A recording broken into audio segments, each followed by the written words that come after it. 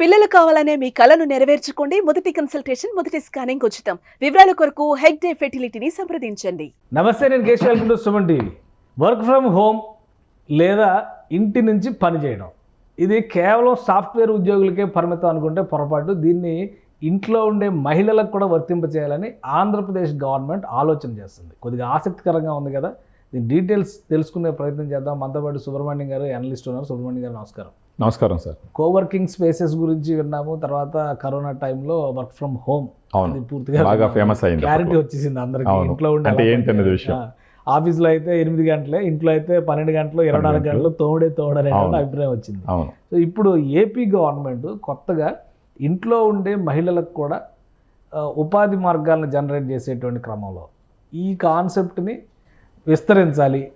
ప్రతి ఇంట్లో చదువుకుని కూడా ఇల్లు చక్కబెట్టేటువంటి కార్యకలాపాల్లో ఉన్నటువంటి గృహిణులు కూడా ఎంతో కొంత సమయం పనిచేసే విధంగా చేయాలి అని ఆలోచిస్తున్నట్టుగా ఈ చంద్రబాబు నాయుడు గారు ఒక రివ్యూ మీటింగ్ కూడా దీనిపైన ఆర్గనైజ్ చేశారు. ఏంటి దీని సారాంశం ఏంటి, ఎలా సాధ్యం అవుతుంది, దీనిలో ఏమేం కంపోనెంట్స్ ఉండే అవకాశం ఉంది?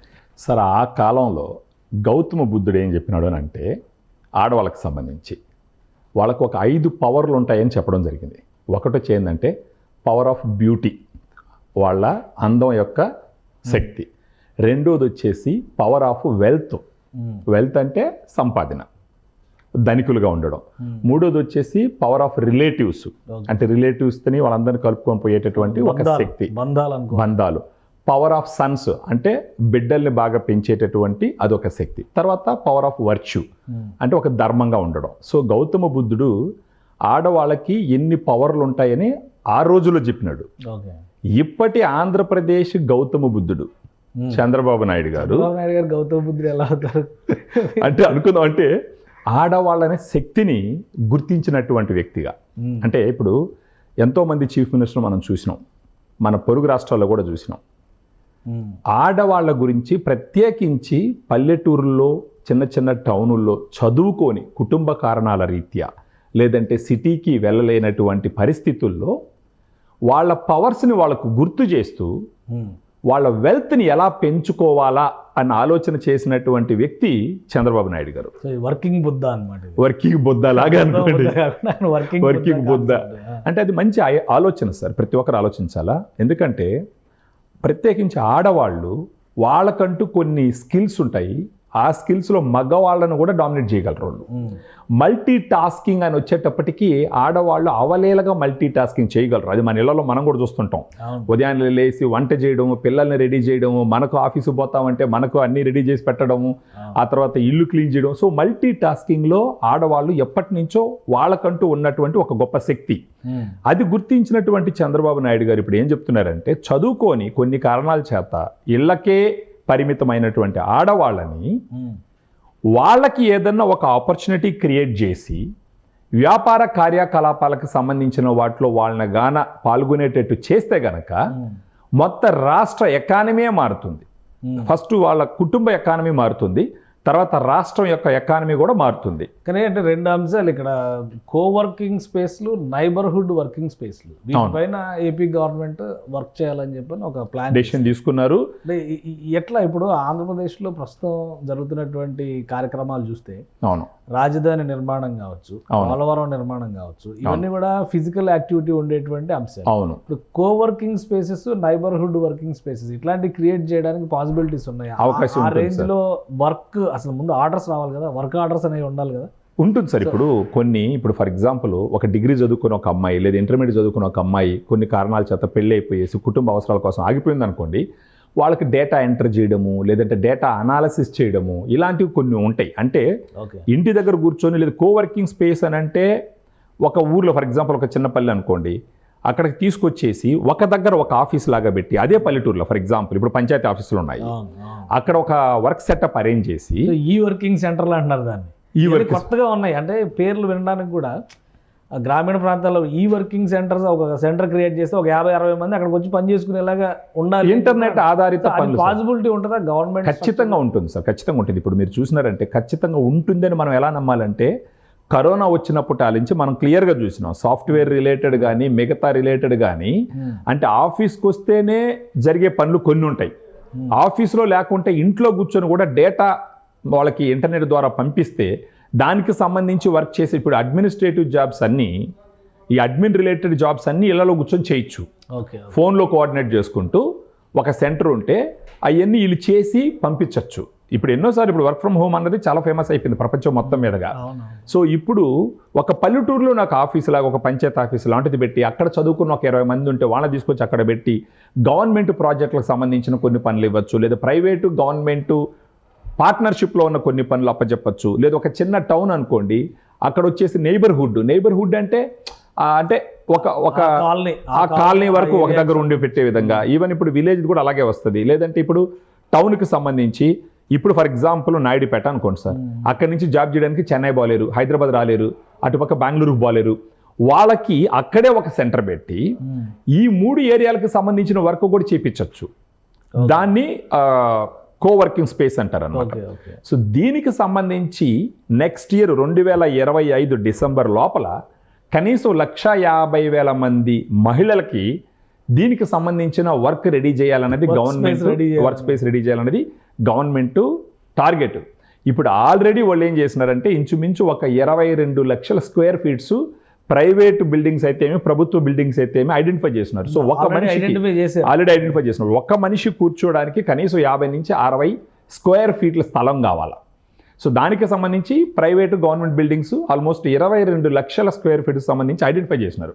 ఇప్పుడు చంద్రబాబు నాయుడు గారు ఏం చెప్పినారంటే ఇమ్మీడియట్గా మిగతా స్పేస్ కూడా ఐడెంటిఫై చేయండి. నెక్స్ట్ ఇంకొకటి ఏంటంటే ఆయన చెప్తున్నది ఏంటి అంటే ఇలా చదువుకొని ఉన్నటువంటి మహిళలని వ్యాపార కార్యకలాపాలకు సంబంధించిన వాటిల్లో వాళ్ళు పాలు పంచుకునే విధంగా చేస్తే వాళ్ళ నాలెడ్జ్ కూడా పెరుగుతుందన్నది ఒక పాయింట్. తర్వాత వాళ్ళకి ఇవ్వవలసినటువంటి ట్రైనింగ్ ఇస్తే కనుక ఆ ట్రైనింగ్ తీసుకున్న తర్వాత వాళ్ళకి ఇచ్చిన పనిని ఎఫిషియెంట్గా చేయగలరు అన్నటువంటి మరొక ఉద్దేశం. ఇలా చేయడం ద్వారా ఏమవుతుందంటే సార్, ఎంతోమంది ఆడవాళ్ళు చదువుకొని ఉంటారు, జాబ్ చేయాలని కోరికలు ఉంటాయి, పెళ్ళైన తర్వాత పిల్లల కోసమనో పెద్దోళ్ళ కోసమనో వాళ్ళ కళలని వాళ్ళు వదులుకొని ఉంటారు, త్యాగం చేస్తుంటారు. అలాంటి వాళ్ళకి ఇలాంటి ఒక ఆపర్చునిటీ కనుక క్రియేట్ చేసి పెడితే ఖచ్చితంగా వాళ్ళకి కుటుంబాన్ని చూసుకుంటూ తర్వాత వాళ్ళ కళలైనటువంటి ఉద్యోగం చేస్తూ వాళ్ళ కుటుంబ ఆదాయాన్ని పెంచుతారు. ఆల్రెడీ భర్త ఏదో పని చేస్తుంటాడు, వాళ్ళ ఆదాయాన్ని పెంచుతుంటారు. దాంతోపాటు రాష్ట్ర ఎకానమీకి కూడా కంట్రిబ్యూట్ చేసేటటువంటి అవకాశాలు చాలా మెండుగా ఉన్నాయని చెప్పేసి మనం చూడాలి దీన్ని. సో ఈ విధంగా ప్రభుత్వం ఆలోచించి ఇప్పుడు ఏమైంది సార్, ఇప్పుడు మీరు చిన్న ఎగ్జాంపుల్ ఎంతోమందిని చూస్తున్నాం మనం, స్టార్టప్స్ ప్రత్యేకించి.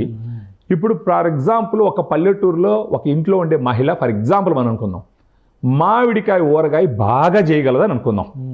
మామిడికాయ ఊరగాయ అనేది బాగా తయారు చేయగలదు, ఆమె చేతి వాటంతో బాగా చేయగలదు. అలా చేసినటువంటి అలాంటి ఊరగాయ లాంటిదో లేకపోతే మరమరాలు కావచ్చు, లేకపోతే మురుకులు కావచ్చు, ఇంకేదన్నా ఒకటి అమెజాను, ఫ్లిప్కార్టు ఇలాంటి ఎన్నో వాటిల్లో రిజిస్టర్ చేసుకొని ఆన్లైన్లో అమ్మేస్తున్నారు. కుగ్రామాల్లో కూర్చొని ప్రపంచం మొత్తం అమ్ముతున్నారు. ఇలాంటి ఒక పరిస్థితి ఉన్న ఈ రోజుల్లో చంద్రబాబు నాయుడు గారు ఇలాంటిది ఒక ఆలోచన చేసి అక్కడున్న ఆడవాళ్ళల్లో ఆలోచన విధానంలో మార్పు తీసుకొచ్చి వాళ్ళను ప్రోత్సహించి వాళ్ళకి ట్రైనింగ్ ఇచ్చి వాళ్ళకు ఒక ఆపర్చునిటీ కల్పించి ఇలాగాన ముందరికి వెళితే పల్లెటూరులో ఉన్నటువంటి ఎన్నో కుటుంబాలు ఆర్థికంగా చాలా గొప్ప స్థాయికి ఎదుగుతాయి. యాక్చువల్గా ఊహించండి, ఫర్ ఎగ్జాంపుల్ చదువుకున్న అమ్మాయి ఉంది, ఆ ఇంట్లో తను భర్త వచ్చేసి వ్యవసాయం మీద ఉన్నాడు.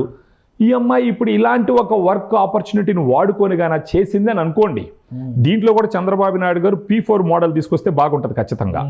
పీపుల్, తర్వాత పబ్లిక్, ప్రైవేటు ఇవన్నీ ఈ పార్ట్నర్షిప్లో కానీ తీసుకొస్తే, ఇంకొకటి దీంట్లో గాన ప్రైవేట్ సంస్థలు ఎంటర్ అయితే తక్కువ కాస్ట్తో ఎక్కువ అవుట్పుట్ తీసుకొచ్చే అవకాశాలు కూడా ఉంటాయి. ఫర్ ఎగ్జాంపుల్ ఇప్పుడు సిటీలో జాబ్ చేసేవాడికి 40,000 రూపాయల శాలరీ ఇవ్వాల్సిన పరిస్థితి ఉంటే అదే వర్క్ను ఒక పల్లెటూరులో ఉండే చదువుకున్న మహిళ చేయగలిగితే 40,000 రూపాయల శాలరీ ఇవ్వాల్సిన అవసరం ఉండదు.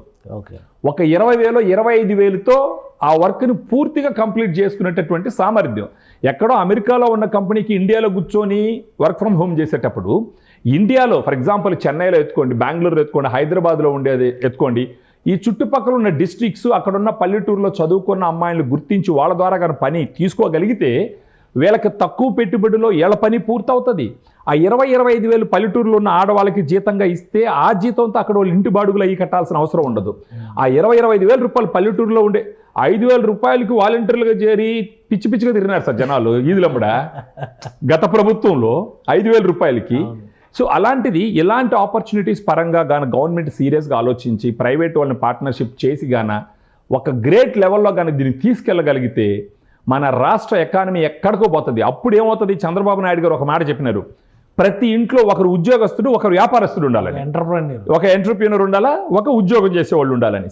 ఇలా ఒక చదువుకున్న మహిళ ఇంట్లోనే ఉండి ఉద్యోగం చేస్తే తను భర్త ఒక వ్యాపారం చేస్తున్నా కూడా ఇంట్లో పిల్లలను చూసుకోగలదు, భర్తను చూసుకోగలదు, అక్కడ ఉన్న అత్తమామను చూసుకోగలదు, డబ్బులు సంపాదించగలదు ఇంట్లో కూర్చొని.